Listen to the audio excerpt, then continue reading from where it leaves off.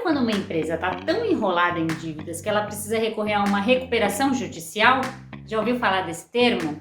E se eu te contar que agora você pode ter acesso a um dispositivo assim para renegociar suas dívidas pessoais? Você acredita? Pois é, com a aprovação da lei do superendividamento, os consumidores pessoas físicas como eu e você passam a ter uma opção parecida para lidar com esse tipo de situação. Nesse vídeo eu vou contar os detalhes dessa novidade e também vou explicar como você pode solicitar a sua própria recuperação judicial pessoal, Mas antes, não esquece de deixar o seu like nesse vídeo e de se inscrever no nosso canal, caso você ainda não seja inscrito.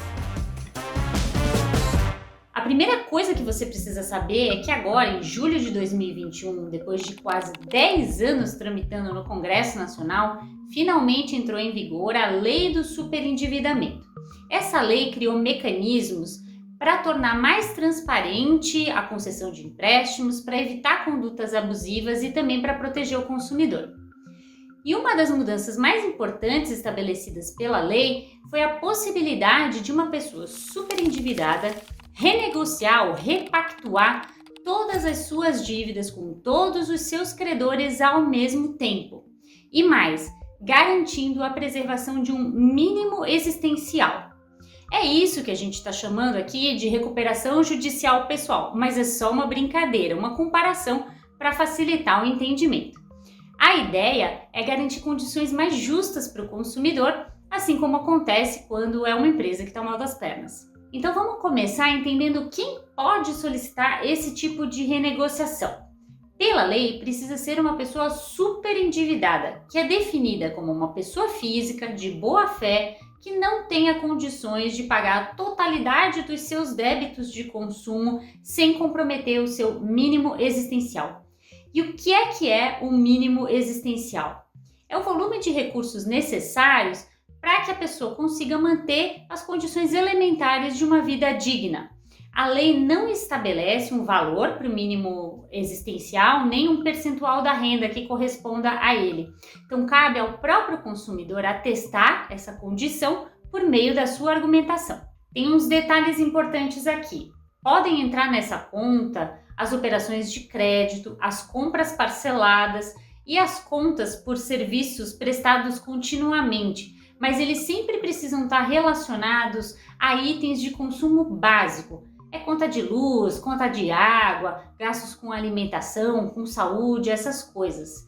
Não são considerados os débitos causados por compras de itens de luxo ou de serviços de alto custo, por exemplo.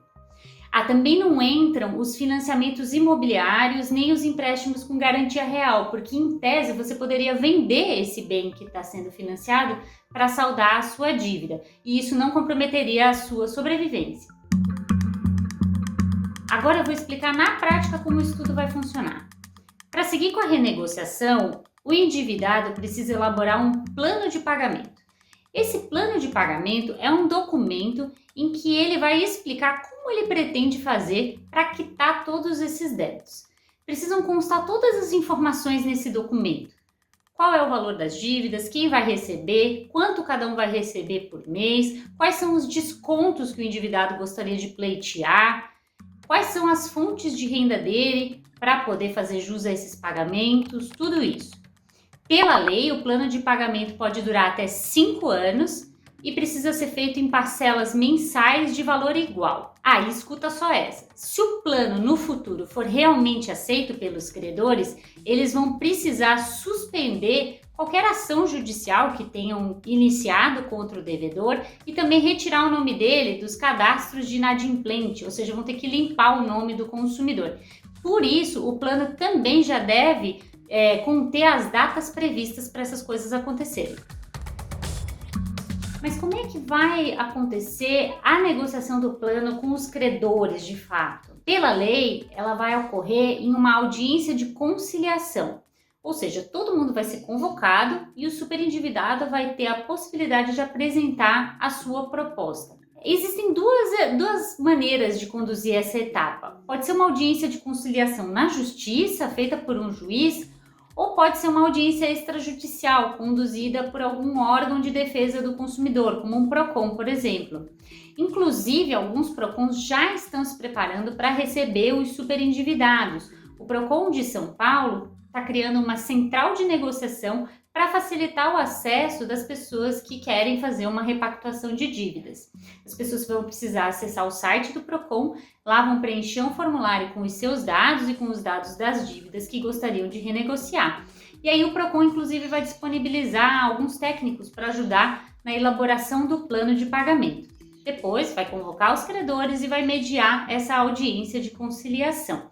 É uma forma, uma tentativa de agilizar o processo e escapar da morosidade da justiça que a gente normalmente encontra. Mas também dá para acionar a justiça diretamente. Dependendo do valor da causa, é possível iniciar o processo num juizado especial cível, aqueles juizados de pequenas causas. Se o valor for de até 20 salários mínimos, não é preciso nem acionar advogado. Se for entre 20 e 40, o caminho também é no juizado especial, porém acionando advogado. E se superar 40 salários mínimos, aí sim é preciso ir para a justiça comum com advogado também. Vai funcionar do mesmo jeito. O juiz vai convocar a audiência de conciliação com todos os credores e vai apresentar o plano para verificar se eles aprovam ou não. Um detalhe: se o plano for aprovado, mas algum credor não tiver participado da audiência, ele precisa aceitar aquelas condições e ele vai para o fim da fila dos pagamentos. Mas e se não houver acordo, se os credores não aceitarem o plano? Bom, nesse caso, quem vai definir as condições do pagamento é o próprio juiz, que vai elaborar um plano judicial compulsório. E aí não tem jeito, precisa aceitar as condições que ele estabelecer e pronto, não tem conversa. Isso vale tanto para as tentativas de negociação que tiverem sido iniciadas diretamente na justiça, quanto para aquelas que tiverem começado num órgão de defesa do consumidor. Imagina que durante a audiência de conciliação lá no PROCON, os credores não aceitem o plano proposto pelo superendividado. O caso vai ser remetido para a justiça e aí quem vai tomar a decisão final é realmente o juiz.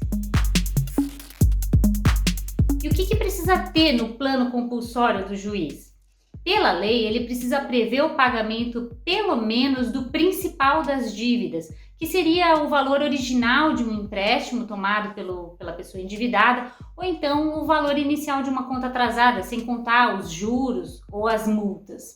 Além disso, o plano precisa prever o pagamento em no máximo 5 anos, com a primeira parcela sendo quitada em até 180 dias depois da sua homologação. Será que a possibilidade de repactuar as dívidas vai gerar um estímulo à inadimplência? Os especialistas acreditam que não, porque ele não concede o perdão das dívidas, né? E, aliás, o consumidor só pode recorrer novamente a uma repactuação 2 anos depois de ter finalizado o pagamento do primeiro plano. Deu para entender os detalhes?